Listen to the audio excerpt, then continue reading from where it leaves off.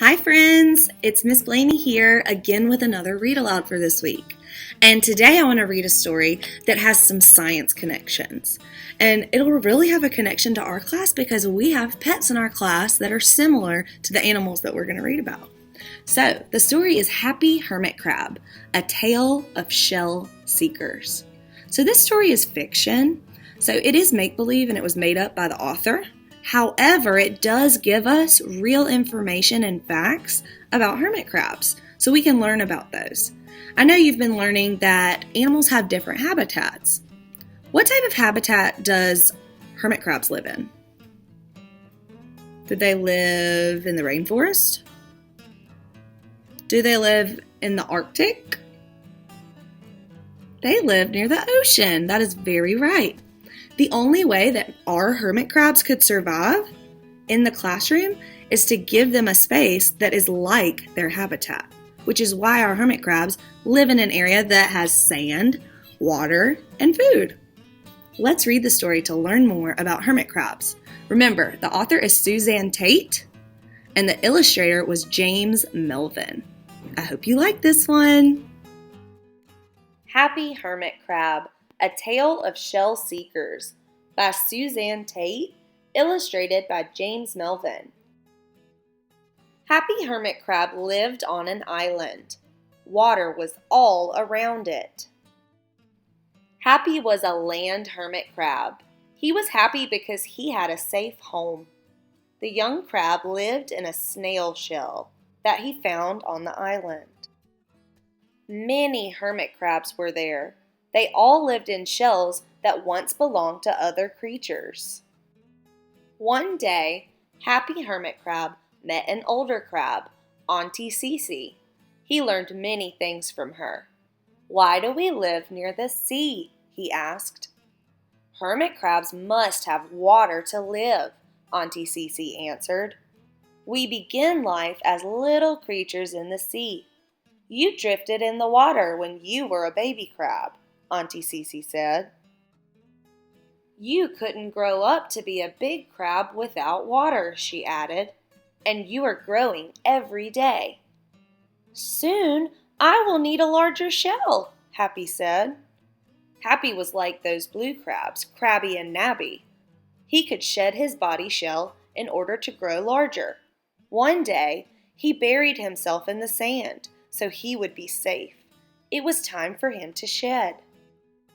Later, Happy crawled out of the sand and was soft after shedding. He was surprised to see that his body was a different color.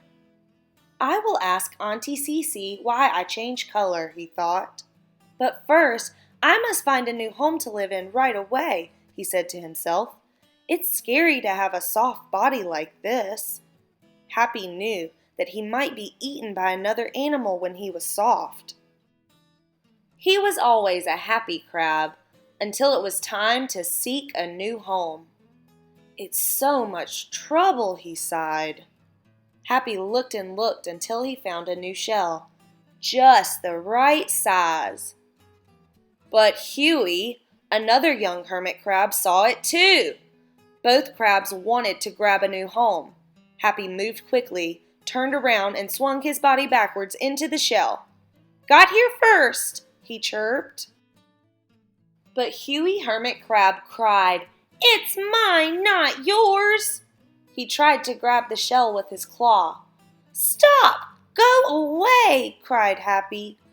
At last, Huey Hermit Crab went away to look for a different shell.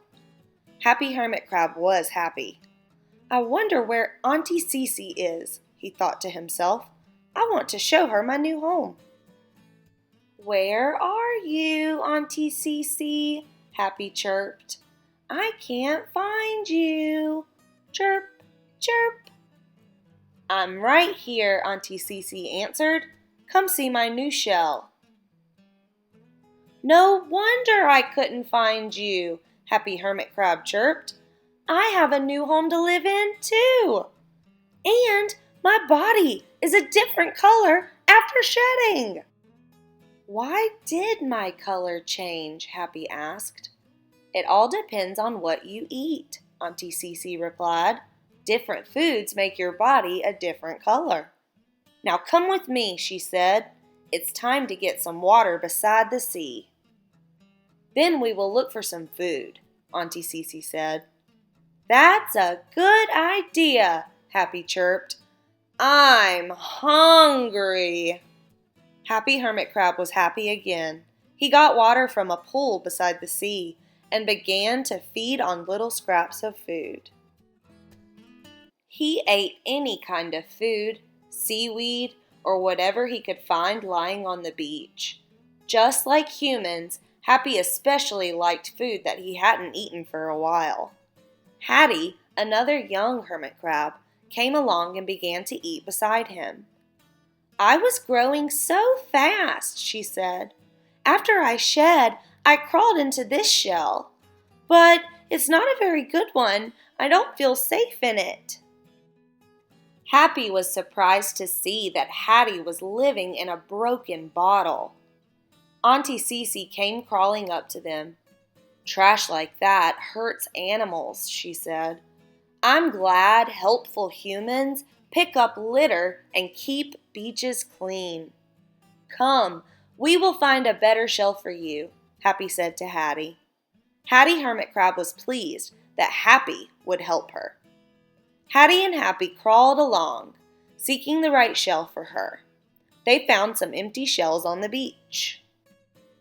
Suddenly, a big seabird came near. It was looking for a crab to eat.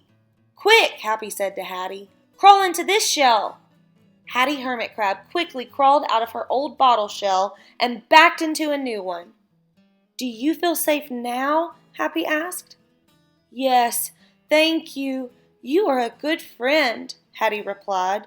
I will help you seek a shell the next time you need one. That will be nice, Happy Hermit Crab said. He was happy he had a new friend. But now I am going to look for more food. Happy Hermit Crab chirped goodbye as he happily crawled away. Chirp! So, what did you think of our story? Did you learn something new about hermit crabs that you didn't know before? We know this story is fiction because hermit crabs can't really talk to each other.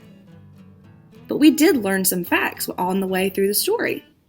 I hope you like this one, and I can't wait till you are back in the classroom with me and the hermit crabs. Bye!